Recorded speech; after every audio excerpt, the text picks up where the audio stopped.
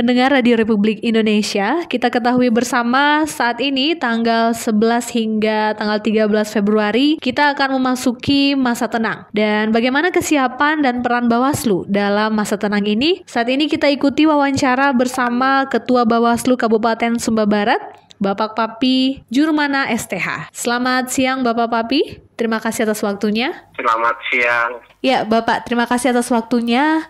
Masa tenang ini apakah Bawaslu sudah melakukan pengawasan untuk pembersihan atribut dan lambang-lambang kampanye? Dan kalau boleh tahu batas tanggal berapa Bapak segala atribut para partai harus dibersihkan? Baik, terima kasih. Pertanyaan yang bagus. Saat ini sesuai tahapan KPU, kita sudah memasuki masa tenang sejak tadi malam pukul 00 di tanggal 11. Bulan Februari tahun 2024. Sesuai tahapan KPU bahwa masa tenang itu dimulai pada tanggal 11 sampai dengan 13 Februari. Sedangkan masa pungut hitung itu pada tanggal 14. Nah, dalam masa ini kami telah melakukan rapat koordinasi persiapan pengawasan masa tenang. Di saat itu hadir pimpinan partai politik dari pihak Pemda Bupati Sumba Barat diwakili Pak Sekda, dari Polres, dari Dandim, dan dari seluruh peserta pemilu. Dalam hari ini ada calon perseorangan dan calon pengusung, calon presiden dan wakil presiden. Dan pada akhirnya kami sepakat dari hasil rapat koordinasi itu untuk menjaga masa tenang ini dapat berjalan dengan baik, aman, tertib, dan lancar. Karena itu di masa tenang sudah disepakati agar seluruh APK, atribut kampanye dan sejenisnya diminta secara mandiri oleh partai politik untuk melakukan penertiban. Sejak dari kemarin sampai pukul 23.59. Nah, dari itu jika belum diturunkan, ditertibkan secara mandiri oleh partai politik, maka Bawaslu telah berkoordinasi dengan pihak Pemda, dalam hari ini Pak Bupati, meminta bantuan lewat Satpol PP dan juga dukungan dari Polres Sumba Barat dan Dandim. Sebentar kami akan melakukan penertiban APK di seluruh kecamatan, termasuk Kota WK Bubak dan Kecamatan Luli. Kita akan lakukan serentak beberapa jam lagi. Kita akan segera apel dan melepaskan teman-teman dari Satpol PP untuk melakukan penertiban langsung, dan kami Bawaslu akan mengawas gitu, Ibu. Oke, baik Bapak.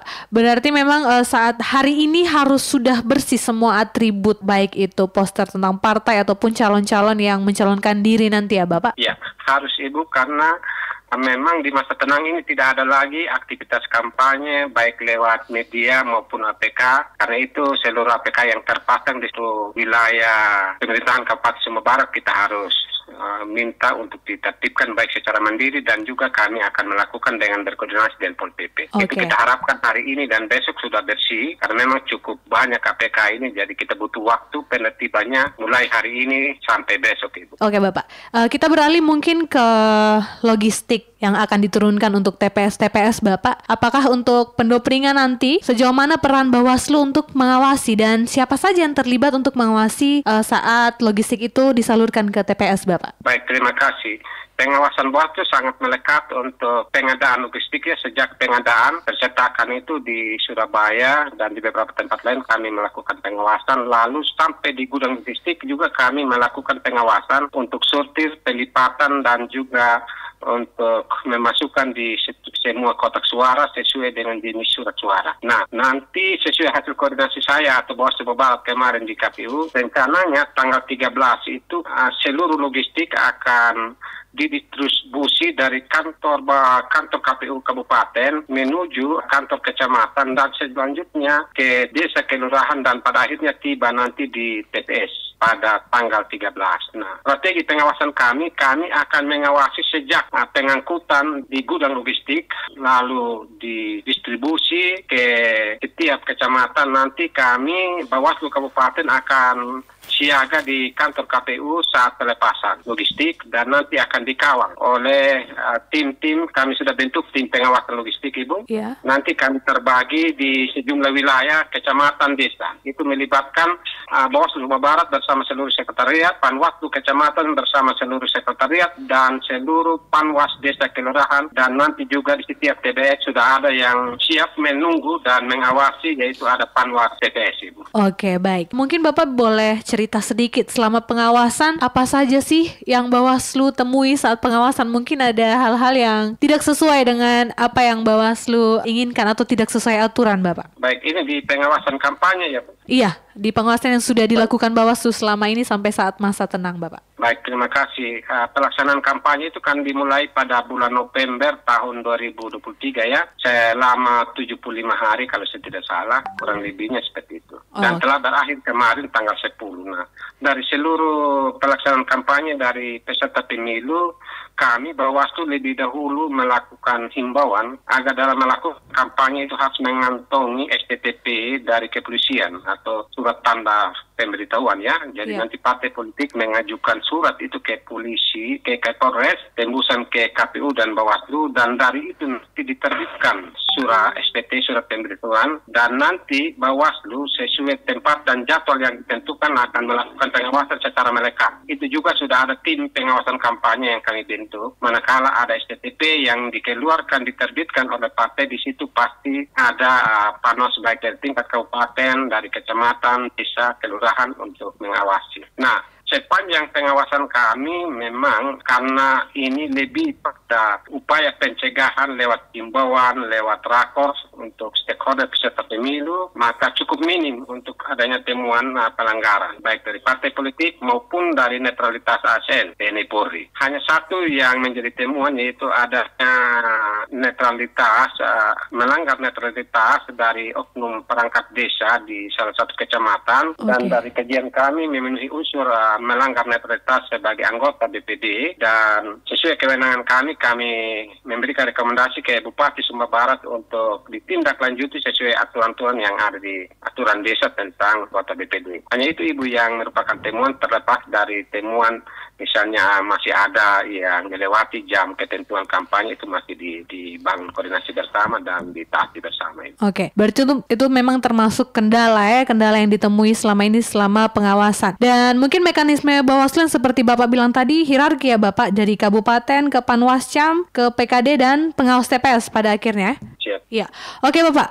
Selanjutnya dalam pengawasan yang serangan fajar yang pasti akan ada nanti Bapak sebelum hari H. Bagaimana peran Bawaslu untuk mengatasi itu? Karena akan ada politik uang dan lain-lain, itu Bawaslu berperan bagaimana nanti Bapak? Baik, kami Bawaslu sudah melakukan indeks kerawanan di masa tenang ya. Ya. Nah, lebih khususnya itu kami lakukan pemetaan untuk mengantisipasi adanya politik uang. Karena di masa tenang itu lebih berpotensi pada politik uang, misalnya yang sering kita bilang serangan fajar ataupun dalam bentuk lain. Karena itu Bawaslu bersama seluruh jajaran sampai di tingkat desa kelurahan akan melakukan patroli pengawasan. Itu diatur setiap jam sampai malam hari. Itu ada tim-tim kami melakukan patroli terutama di tempat-tempat yang diduga akan terjadi hal-hal yang tidak diinginkan. Jadi patroli pengawasan ini melibatkan seluruh panwas kami yang ada di kecamatan, desa, dan kelurahan, bahkan di tiap TPS, Ibu,